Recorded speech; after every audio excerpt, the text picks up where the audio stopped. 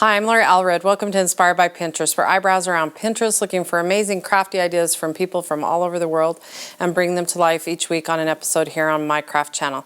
Today we're going to be talking about foiling. You've seen the trend. It's just like the coolest thing out there right now. And I couldn't wait to jump in and give it a try. I've tried a little bit with the Heidi Swapp Mink machine and her products and really loved it, but I've learned some new things since then and thought I would introduce you to some of the tips and tricks that I've learned recently. So as always, any pins that I mention on an episode, you can go to allreddesign.net and I link to them there. And I actually have a pin board called Foil, Metallics, and More that I'm going to reference. All of these are in there. So the first one, I'm going to tell you that if you're into paper crafting and you want to try foiling, I'm definitely going to point you in the direction of Jennifer McGuire Inc. She has amazing tutorials and everything about this. If you want to learn different ways to use foil, she is your girl. So I'm going to link to probably one of my favorites. She shows you 3 different ways to do foil. Everything from doing the embossing powder to adhesive to, the toner sheets. And I'll explain that a little bit. So the next one I want to show you is just really cool. I think that we can look at gold and foiling in different ways in our home decor and just style-wise. I love this Brit & Co. Totes that they did. They just used a foiling adhesive and painted right onto a canvas tote and then used their foil on the tote, which I thought was brilliant. I think they're very cool looking. You can also, you don't have to have a die cut machine or electronic cutter. I loved on blog.landofnod.com. She simply cut out alphabets that she printed on her printer and then used them kind of as a stencil to cut out her foil sheets. And then using the adhesive that you can use for ironing them on, she made this beautiful pillow for her daughter, Ella. Just love that. And then, of course, you've seen I've done an episode in the past. I'll link to that as well on gold foiling. We're talking here today primarily about Mylar. The Mylar sheets that we have here, like a Mylar balloon that has the color on it, not gold flakes or I've done in that past episode, but I did want to show some really cool pins. iHeartOrganizing.com does adhesive sheets and gold foiling sheets to get a really cool foiled look. If you have those in your stash, this certainly works well. I also have a really fun pin of a pillow that's actually been gold foiled from thegatheredhome.com. It's a West Elm knockoff, and I thought that was really clever. And then also on her blog, you have to link over to her beautiful gold leafed curtains. Stunning. Now, if you've ever messed with gold leaf, it's super messy and it's dainty. It's a little pricey. So this is definitely going the more reasonably priced route. Then, of course, the last pin I'm going to feature is these really awesome polka dotted gold towels from Cuckoo for Design. She actually just painted them added a little fabric additive to her acrylic paint and just painted gold dots on her towels, which I thought was clever. But let's talk about gold foil. A lot of people get super intimidated and overwhelmed with what am I going to have for this. First of all, there are different brands of gold foil out there. Of course, I've mentioned the Heidi Swapp Mink brand are gorgeous. They're beautiful colors. These are from ThermoWeb, and now they are the masters of all things having to do with adhering. Those of you familiar with them, they do the heat and bond sheets that you use for fabric.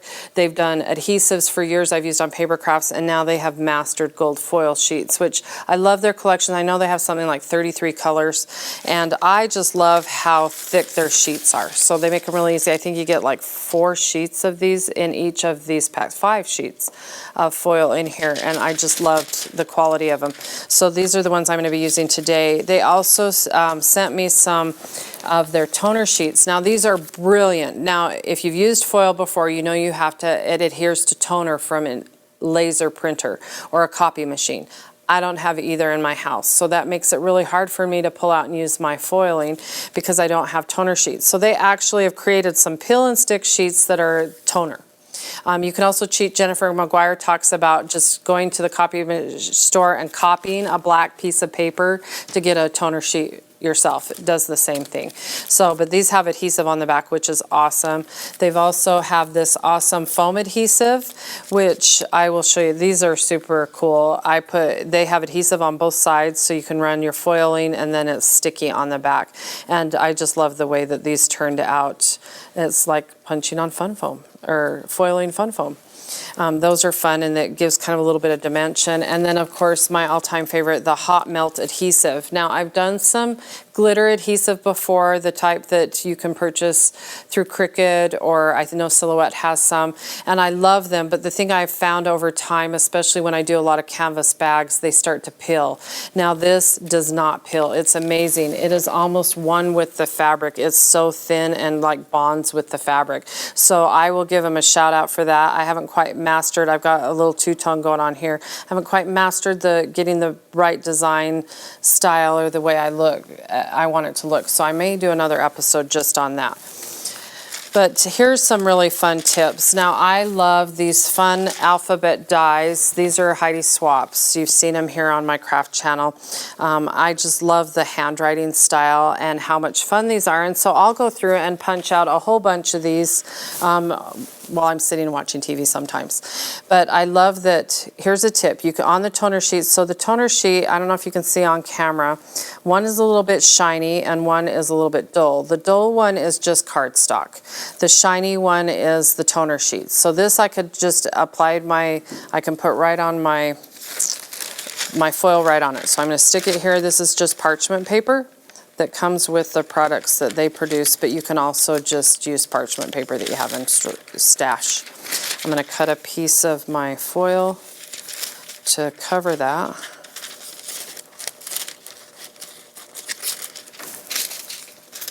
And you want to always do color side up. So put it over the top of that toner sheet and then just put it in your... Now, a lot of people ask me about using you have to put it in the right way. A lot of people ask me about using different machines. These toner sheets, I know that you can pick up laminators at your local office supply store. Will do the same thing. I've even seen some girls' tutorials where they use their hair dryer. So it's up to you. It just needs to have heat and that toner to attach to. And I had the Mink on hand, and it's a great machine. So I just pulled out this. So if you have a laminator already at home, pull that out. It'll do the same thing. So, and I love the parchment. When you pull it out, it's not even hot. It's a nifty thing. So I can just pull that right off. You have the negative here and a beautiful look to that. I just love the look of it. So I've already gone crazy, but here's another tip. If you don't have toner sheets, you don't have a laser printer, you don't have a copy machine access to, here's a cheat sheet. Cut it out of your cardstock, whatever you want to do. Run it through your Xyron machine. I have my Xyron Creative Station here, so I have adhesive. You're going to want to run it through. Now this says happy. I just flipped it over so that it's backwards because I want the adhesive to adhere to the top of the word. So flip it over so it's upside down. Run it through there, and with all Xyron products, make sure you get that excess off. I'm going to peel that off. I always like to take a little bit, it leaves a little bit in between the letters, so I just take my extra. Now that I've done that, you carefully peel it off the sheet so that you still have that adhesive stuck to it.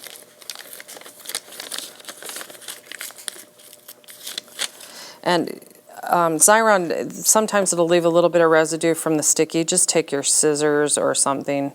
I like these non-stick scissors for this.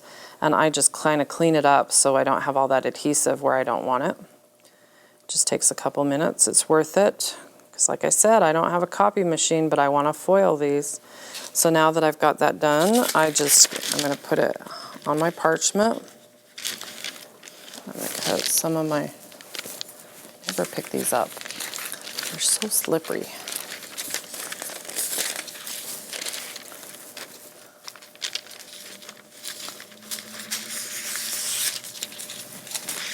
Use my gold. I think the gold's probably my favorite. Put that there. Stick that down over that. Run it through my embossing machine, or my Mink machine. Wait for that to come out, and it will actually bond to the adhesive. So a couple other things I've done that way. This, I used just my craft spray that I had and just like randomly sprayed these awesome cutouts that I had just in intermittent spots, and then I put the gold foil on it and ran it through the Mink machine to get this really fun little, it almost looks like gold leaf, which I love that look. I can't wait to put these together. They're part of a cards I'm designing. I'm actually scrap lifting, but I loved adding that little bit of extra texture. So remember, this is the one I ran through my Xyron machine, and then it adhered awesome. So I can't even, I did some of them both ways, some with toner sheets and some with the Xyron, and I honestly can't tell the difference in some of them if you clean them up. So look how fun those are. So another couple things I learned in my investigating adhesive is I didn't know this about toner sheets, but you can also do toner sheets with pressure. So here I have some adhesive that I purchased, and I have a hard time throwing these away because there's still some left on there I might want to use. I love that I can pull these sheets out and still use them. So just burnish that foil right to the adhesive. Use your bone folder or another, whatever you can find. Usually in my office it's whatever's available. And then peel that off. Isn't that the coolest thing ever? And so maybe you want dots instead. So pull out your glue dots. Ooh, that one's not coming off. These I haven't used for a while, so let's try and get some pretty glue dots. Same concept. I'm going to use my red here. Color side up every time. Trust me, I've done it the wrong way. It doesn't work. Just make sure that you rub that, peel it off. I'm going to do that one. Some adhesives you can do, so if you wanted to write like a word or your initial, you could do it with adhesive. You want the kind that dry tacky in order for this to work. So I love that. The tape works as well. Anything that's sticky that it can stick to. I thought that was probably my favorite tip. Between that and the toner sheets, I was in love. I'm totally hooked. I'm going to be foiling everything from now on.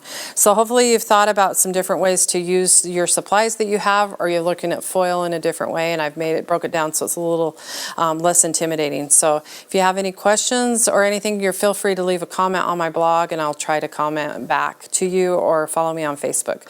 So thanks for joining me. We'll see you next week here on my craft channel.